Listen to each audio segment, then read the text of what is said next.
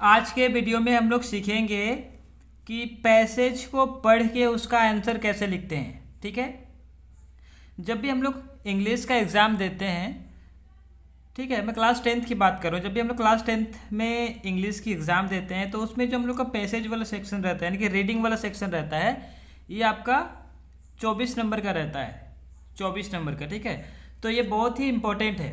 तो हम लोग को इसके लिए इंग्लिश पढ़ना आना चाहिए। ठीक है, जब आपको इंग्लिश पढ़ना आएगा तो आप आसानी से इस भाग का, मतलब ये जो सेक्शन ए है जिसमें 24 नंबर है, इसको आप आसानी से पढ़ के उसका आंसर आप बता सकते हैं। और सबसे जो अच्छा चीज़ क्या है कि इसमें आपका आंसर भी इसी पैसेज के अंदर है। मतलब आपको ये पैसेज पढ़ना है और उसके बाद आपको आंसर देना है। ठीक है, जैसे यहाँ पे जो पैसेज लिखा हुआ है इसको हम लोग कैसे पढ़ेंगे और इसका आंसर कैसे देंगे वो हम लोग अभी सीखने वाले हैं।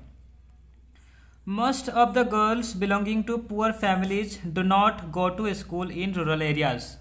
ठीक है, क्या बोल रहा है? Most of the girls belonging to poor families do not go to school in rural areas। मतलब जो ज़्यादातर लड़कियां होती हैं जो गरीब फैमिली से आती हैं, ठीक है, वो स्कूल नहीं जाती हैं। कहाँ पे? रूरल एरियाज़ में, मतलब देहात में। ठीक है, गांव, जहाँ पे गांव इलाका है वहाँ की बात कर रहा है। ठीक है, तो अभी हम लोग मतलब नहीं समझते, हम लोग आंसर कैसे लिखते हैं पहले वो सीखते हैं। ठीक है, मतलब बाद में देखेंगे। When asked their parents would say that they want their daughters to be educated, they stay at home because their parents believe that the kind of education is not appropriate for their daughters, or because they feel the risks are too great. Those risks are real. Girls are sexually harassed sometimes by their fellow students or teachers or by strangers as they walk down to school. These pressures are central to low enrollment and retention of girls. Poverty also plays its part. If their clothes are torn, girls from poor families will stay at home. In such cases, they are forced by the demands of modesty and propriety। ठीक है, तो ये हम लोग का passage है। अब इससे आपको 8 क्वेश्चन पूछे गए हैं। ठीक है, यहाँ पे आप क्वेश्चन देख सकते हैं। इसमें से आपको 1 2 3 4 5 6 7 8 क्वेश्चन पूछे गए हैं, जिसमें से 1 2 3 क्वेश्चन 2 नंबर के हैं और बाकी क्वेश्चन 1 नंबर का है। ठीक है, उसमें से जो पहला क्वेश्चन है, most of the poor girls do not go to school in, उसके बाद यहाँ पे 1 2 3 4 ऑप्शन है। तो आपको करना क्या है, ये लिखा हुआ आपको ऊपर कहाँ है वो ढूंढना है। ठीक है, तो most of the poor girls do not go to school in, most of the girls के do not go to school in कहाँ पे है? Rural areas. ठीक है, यहाँ पे रूरल एरियाज लिखा हुआ है, तो आपका यहाँ पे ए ऑप्शन होगा, रूरल एरियाज। ठीक है, तो 1 नंबर का रूरल एरियाज, 1 नंबर का क्वेश्चन बन गया। ठीक है, अभी दूसरा क्वेश्चन क्या है, why do girls not go to school in rural areas regularly. ठीक है, तो वाई, क्यों, do girls do not go to school in rural areas regularly. जो रूरल एरिया है, जो देहात इलाका है, ठीक है, वहाँ पे जो लड़कियां हैं वो रेगुलर स्कूल क्यों नहीं जाती हैं, मतलब रोज़ाना स्कूल क्यों नहीं जाती हैं। ठीक है, ये हमारा दूसरा क्वेश्चन है, तो यहाँ पे देखना है। ठीक है, वो क्यों नहीं जाती हैं, तो उसका क्या कारण है, they stay at home because their parents believe that the kind of education is not appropriate for their daughters, और because they feel the risk are too great. तो पहला कारण क्या है, आपको यहाँ लिखना पड़ेगा क्या, दे स्टे एट होम, मतलब वो घर पे रहते हैं, स्कूल नहीं जाते, मतलब क्या, वो घर पे रहते हैं। तो क्या लिखा वहाँ पे, they stay at home because their parents believe that the kind of education is not appropriate for their daughters. मतलब जो जिस प्रकार से की पढ़ाई स्कूल में होती है वो उनके बेटियों के लिए क्या है, अप्रोप्रिएट नहीं है। ठीक है, वो एक कारण रहता है। और दूसरा कारण क्या रहता है, उनका समटाइम्स, कभी कभी क्या होता है हैरेसमेंट भी होता है, इसके कारण से भी वो स्कूल नहीं जाती हैं। तो उसको आपको दूसरा नंबर क्वेश्चन में लिखना है, ठीक है। तीसरा में क्या है, what causes harassment to the school girls going, मतलब किस प्रकार की हैरेसमेंट से जो लड़कियां हैं स्कूल में वो गुजरती हैं। तो यहाँ पे क्या लिखा हुआ है, यहाँ पे लिखा हुआ है girls are sexually harassed sometimes by their fellow students or teachers or by teenagers as they walk down to school।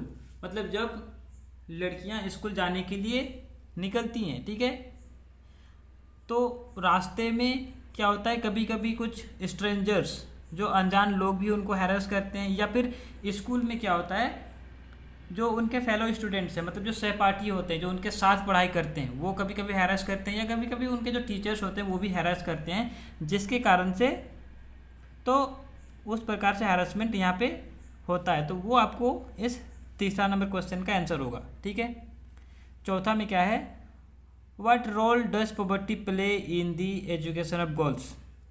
तो यहाँ पे आप देख सकते हैं, if their clothes are torn girls from poor families will stay at home.